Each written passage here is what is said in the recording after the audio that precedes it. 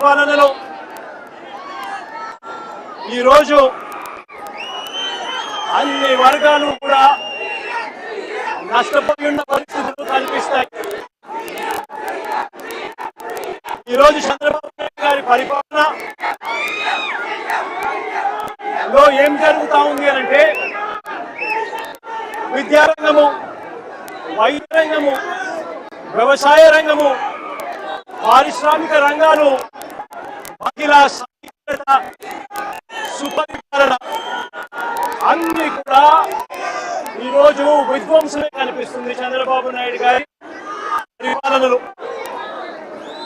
చంద్రబాబు నాయుడు గారి పరిపాలనలో పొద్దుట లేచినప్పటి నుంచి మనకు కనిపించేది ఏమిటి అంటే ఎవరైనా ఈ పాలన చంద్రబాబు నాయుడు గారితో అన్యాయం అయిపోయిన పరిస్థితులను ఎవరైనా ప్రశ్నిస్తే పొద్దుట లేచినప్పటి నుంచి అక్రమ కేసులు, అక్రమ అరెస్టులు ఇవి మాత్రమే చంద్రబాబు నాయుడు గారి పరిపాలనలో మనకు కనిపిస్తాయి.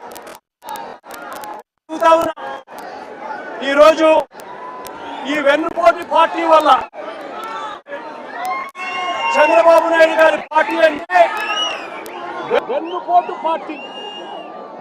ఈ వెన్నుపోటు పార్టీ వల్ల రాష్ట్రానికి, ప్రజలకు బాధ తప్ప ఇక ఏదైనా కానీ మిగిలిందా అని అడుగుతున్నారు. రాష్ట్రంలో ఇవాళ వ్యవసాయ రంగాన్ని తీసుకోండి.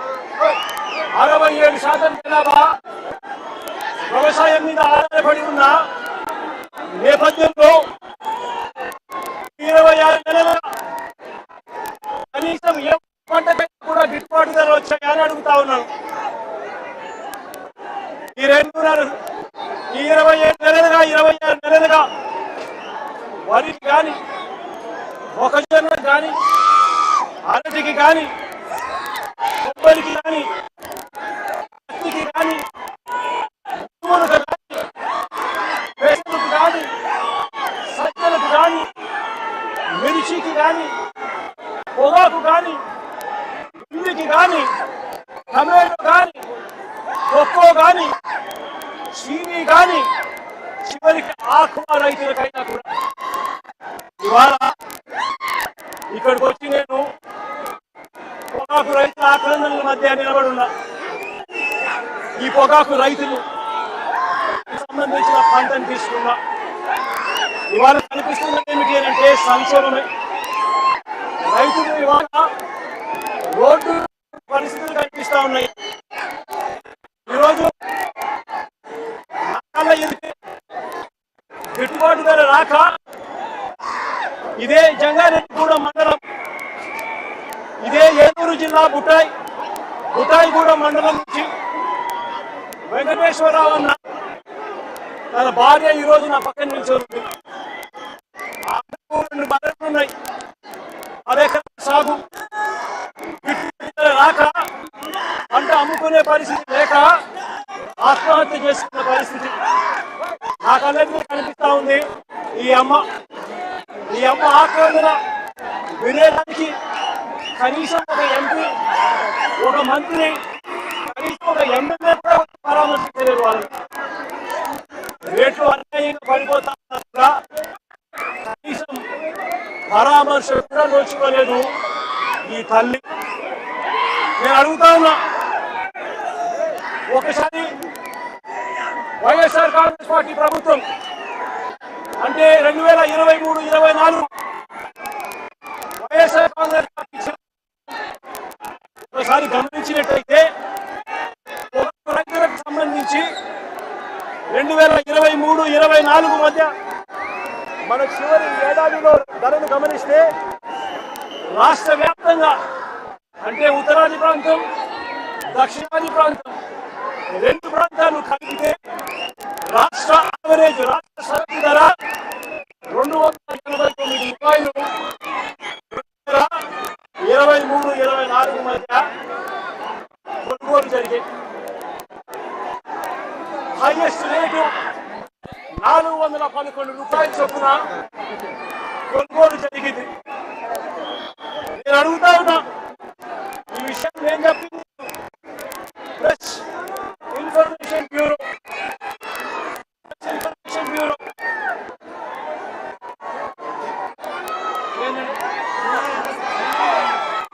ప్రెస్ ఇన్ఫర్మేషన్ బ్యూరో 2025 జనవరి 1న అఫీషియల్గా ప్రెస్ ఇన్ఫర్మేషన్ బ్యూరో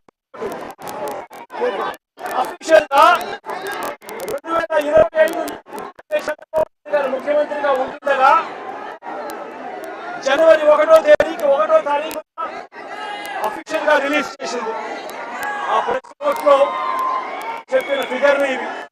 2023-24లో దక్షిణ ఉత్తరాది ప్రాంతాలు రెండు ప్రాంతాల యావరేజ్ 289 రూపాయలు చొప్పున 2023-24లో రాష్ట్ర రైతులకు లభించింది అని.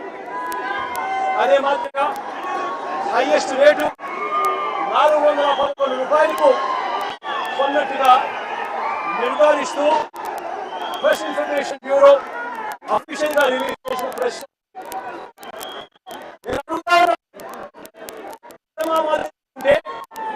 డేటాతో సహా నేను ఈ వివరాలన్నీ కూడా చెప్తా ఉంటే కేంద్ర ప్రభుత్వానికి సంబంధించి రిలీజ్ చేసిన డాక్యుమెంట్ ను ప్రజెంట్ చేస్తా ఉంటే ఈ రోజు పరిస్థితి ఒకసారి గమనిస్తే ఇవాళ దక్షిణాది ప్రాంతం ఉత్తరాది ప్రాంతం యావరేజ్ రేటు రెండు ప్రాంతాలని కలిపితే కూడా రేటు కేజీకి 214 రూపాయలు మాత్రమే ఈ రోజు రైతులకు దొరుకుతా ఉంది.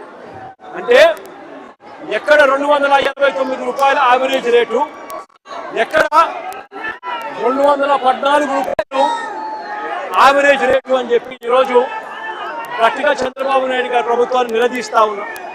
అంటే ప్రతి రైతు కూడా ఎకరాకు 35 రూపాయలు చెప్పున కేజీకి నష్టపోతా ఉన్నాడు. అప్పుడు రేట్లతో ఇవాళ పోలిస్తే ఇదే ఉత్తరాదిన, ఇదే దేవరపల్లిలో, ఇదే గోదావరి జిల్లాలో 2023-24లో వైఎస్ఆర్సీపీ ప్రభుత్వ హయాంలో సగటు ధర 326 రూపాయలు పలికింది యావరేజ్ రేటు. ఇవాళ ఇదే ఉత్తరాదిన ఇవాళ సగటు ధర 236 రూపాయలు మాత్రమే పలుకుతా ఉన్న పరిస్థితి ఇవాళ రాష్ట్రంలో కనిపిస్తూ ఉంది. నేను అడుగుతా ఉన్నా, ఒకవైపున చూస్తే ఎరువుల దగ్గర నుంచి ప్రతిదీ కూడా ఈ 2 సంవత్సరాలుగా రైతులకు పెట్టుబడి ఖర్చులు పెరుగుతూ ఉన్నాయి. మరోవైపు చూస్తే రైతులకు 2023-24 అంటే 2 సంవత్సరాల కింద వచ్చిన రేట్లు కూడా ఇవాళ రైతుకు రాని పరిస్థితి కనిపిస్తూ ఉంది. మరోవైపు చూస్తే ఒకవైపున రేటు లేదు, మరోవైపున చూస్తే కొనుగోలు చేసే కార్యక్రమం కూడా జరగడం. ఇదే ఉత్తరాదిన ఈ ప్రాంతంలో 83 మిలియన్ కేజీల పొగాకు పండితే 105 రోజుల వేలం అయిపోయిన తర్వాత కూడా కొనుగోలు చేసింది కేవలం 10 మిలియన్ కేజీలు మాత్రమే. అంటే కేవలం 12% మాత్రమే పండించిన పంటను కొనుగోలు చేసిన పరిస్థితి రైతన్నకి ఇవాళ ఇక్కడ ఉత్పన్నం అవుతా ఉంది. ఇదే ఏరియాకు సంబంధించి టొబాకో బోర్డు గ్యారంటీ ఇస్తూ ఖచ్చితంగా కొనుగోలు చేస్తామని చెప్పి లిఖితపూర్వకంగా రాసిచ్చింది 49.70 మిలియన్ కేజీలు టార్గెట్గా నిర్ధారించి లిఖితపూర్వకంగా కొంటాము అని రాసిచ్చింది. వాళ్ళు కొంటామని చెప్పిన తర్వాతనే రైతులు పంటలు వేశారు. దానితో కూడా చూసినా కూడా వీళ్ళు కొనుగోలు చేసిన 10 మిలియన్ కేజీలు కేవలం 20% కూడా మించి లేని పరిస్థితి ఈరోజు ఈ ఉత్తరాది ప్రాంతంలో కనిపిస్తూ ఉంది.